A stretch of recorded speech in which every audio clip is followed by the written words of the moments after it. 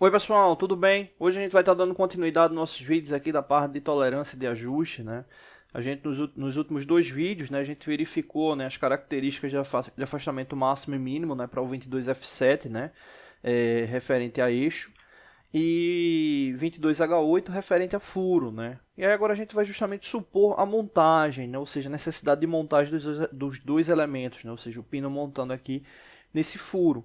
Né? E aí entra características específicas aqui da análise da tolerância. Né? Então vou dar um foco aqui só para essa parte aqui da tolerância mesmo. A gente já viu no último vídeo máximo e mínimo dos dois. Né? E o que acontece? Né?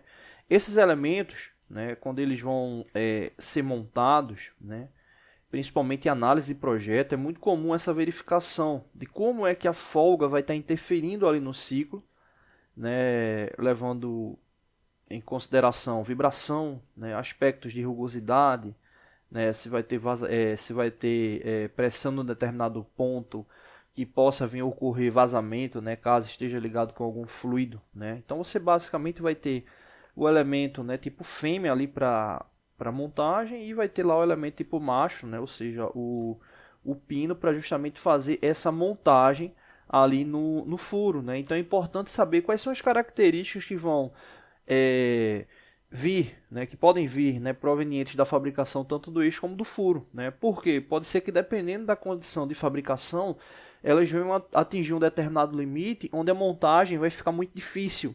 Né? Então aí entra um ponto importante, né? Que é justamente antes da execução dos projetos ter a indicação de como é que vai ser a folga entre eles. Vai ser folga com ajuste, folga com interferência, ou se vai ficar livre, se vai ser prensado, enfim, tem vários tipos de característica de montagem, né? Inclusive, já vamos programar aí para o próximo ano a gente trazer um vídeo falando sobre isso aí, que é bem interessante. Bom, então nesse caso aí a gente tem as duas considerações.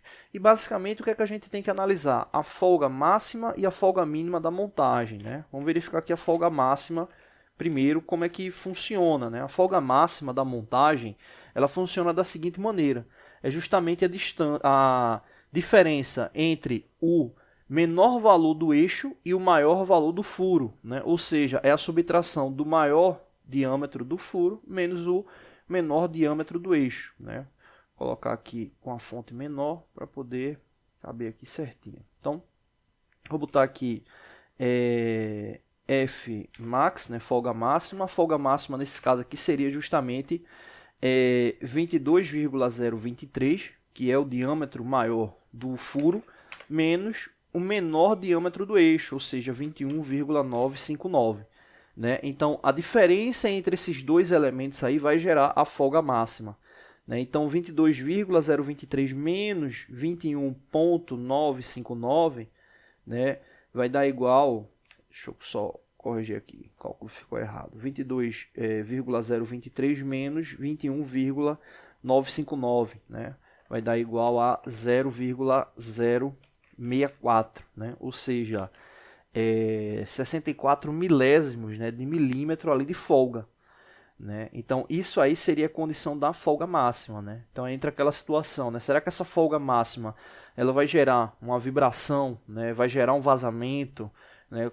Enfim, né? Analisar como essa folga máxima pode estar interferindo ali no projeto. Da mesma forma que a gente tem a folga máxima, tem a folga mínima também. Né? Então vou colocar aqui do lado, né? F mínimo. Nesse caso a folga mínima é justamente o menor valor do furo, né? Nesse caso é 22, menos o maior valor do eixo, né? Que no caso é 21,980. Né? Então, subtraindo os dois valores, a gente vai encontrar, né, justamente 0,020, né? Ou seja, seria aí a indicação aí da menor folga, né? Ou seja, 20 milésimos de milímetro ou 2 centésimos de milímetro, né? Vou deixar aqui como 2 centésimos de milímetro. Então essa aí seria a folga mínima. Né? Então, será que essa folga mínima ela tem interferência ali no ciclo? Né? A gente observa que pela folga, né, desses elementos aí tem até uma folga considerável, né? Não é algo difícil de montar, né? Mas o importante é saber se para o projeto essas condições de folga, né, tanto máxima como mínima, venham a ter interferência. É um detalhe importante. Nessa análise de folga, é sempre a relação do furo menos o eixo. Furo menos o eixo, né? Por quê? Vamos supor o seguinte.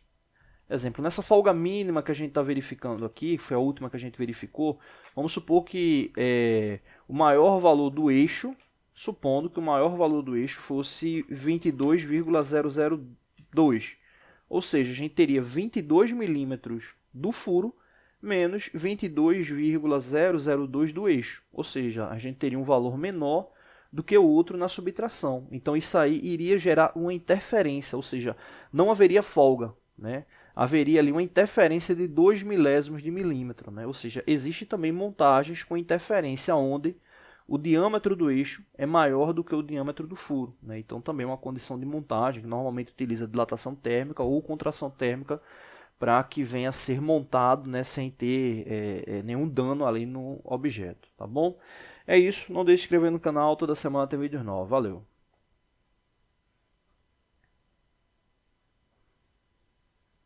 Oi pessoal, tudo bem? Hoje a gente vai estar dando continuidade aos nossos vídeos da parte de mecanismos, né? Hoje a gente vai estar falando justamente sobre torque, né? Nosso primeiro vídeo falando sobre torque, né? E a ideia é fazer uma série de vídeos, né, referentes a esse tipo de esforço, né? Especificamente esse tipo de análise, né? O primeiro ponto, né, que torque, né, o momento de uma força, é a tendência que uma força tem de realizar a rotação de um corpo sobre o sentido que é aplicada, né? Ou seja, se a gente for levar em consideração, né, um deslocamento, vou colocar aqui de um elemento circular, né, e que você tenha de fato, né, uma extensão, vou colocar aqui de verde, uma extensão com base nesse centro, né, e essa extensão ela vem a ser fixada nesse elemento azul e ela vem a receber um esforço, né, nessa alavanca tendendo esse elemento a rotacionar, né. E o que acontece, né? O torque ele tem um detalhe interessante que é a relação do momento, né? Da análise do momento da força, né? Ou do momento que a força é aplicada, né? Por quê? Se você analisar, né, essa primeira força aqui marcada, né, e for analisar forças concorrentes, né, com base nesse mesmo plano, cada uma vai ter uma distância específica do centro, né? Então, na relação de análise do torque, isso aí vai ser um diferencial enorme, porque a relação do torque ela vai ter como base a força e a distância do centro, né? Então, quanto mais próximo do centro, mais força deve ser aplicada para que o elemento, né, que venha a ter essa possibilidade de rotacionar, venha de fato a rotacionar, né? Então, quanto mais distante, menos força a ser aplicada, né, por causa dessa distância, com base justamente no efeito alavanca, né? Então, só para finalizar, né, o torque é um vetor perpendicular ao plano formado pelos vetores força e raio de rotação, né? O vetor torque pode ser calculado por meio do produto vetorial entre a força e a distância, né, que foi justamente o que eu comentei agora. Aqui para ilustrar, né, a gente tem esse exemplo aqui, né, que mostra justamente essa relação, né, do raio, né, com base ao eixo de rotação, né, e a força aplicada nesse elemento que vai ter a tendência a rotacionar, né, e para essa análise, né, a gente tem justamente essa fórmula, né, onde o torque ele vai ser o raio vezes a força vezes o seno, né, que é justamente a formação entre o ângulo entre o R e o F, né, ou seja, entre o raio e a força aplicada, né. Bom, vamos calcular esse exemplo aqui, né, ou vamos responder esse exemplo aqui. Uma força de 80 newtons é aplicada com ângulo de 35 graus em relação a um braço de alavanca de 400 milímetros, fazendo o dispositivo girar no sentido anti-horário, né? Calcula o torque realizado no movimento, né? Então, nesse caso, o que é que vai acontecer, né? Você está com o elemento lá circular, né? E ele vai estar recebendo um esforço, né? Aqui no sentido anti-horário, né? E no caso desse esforço, né, vai ter uma relação angular, né, 35 graus, e essa distância, né, do centro do elemento para o limite da alavanca é de 400 milímetros, né, que é o que está aqui indicado, né. O primeiro passo aqui a ser realizado é encontrar de fato o seno, né, de 35 graus, né, que a gente fez na calculadora, deu 0,57, né, aproximadamente.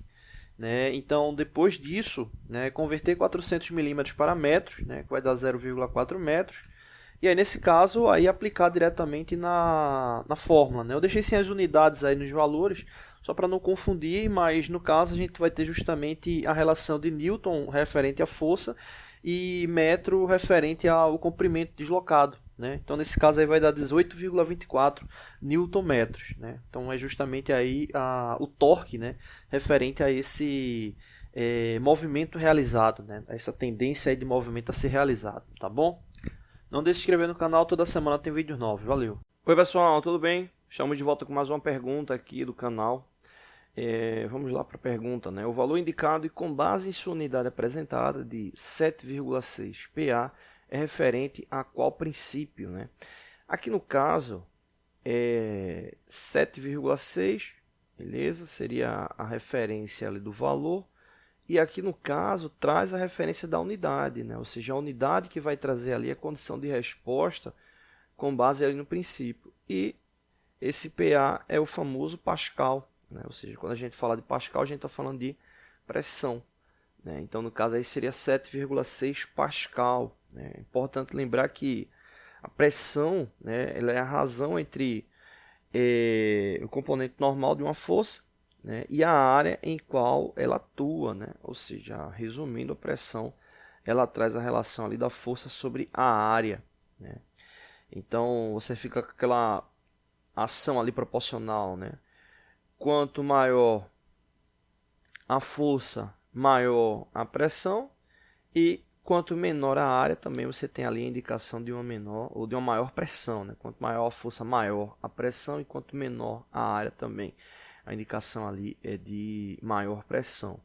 E aí são várias unidades, né, que a gente tem aí de referência para pressão, né? O Pascal, né, ela tem até uma referência que é muito comum na parte mecânica, que é a referência de 1 Newton, né, por metro quadrado, né? Ou seja, 1 Newton por metro quadrado, né, é a mesma coisa do que 1 Pascal, né? Então 7,6 Pascal é a mesma coisa do que 7,6 newtons por metro quadrado, né? Existem outras unidades também comuns aí para a parte de pressão, né?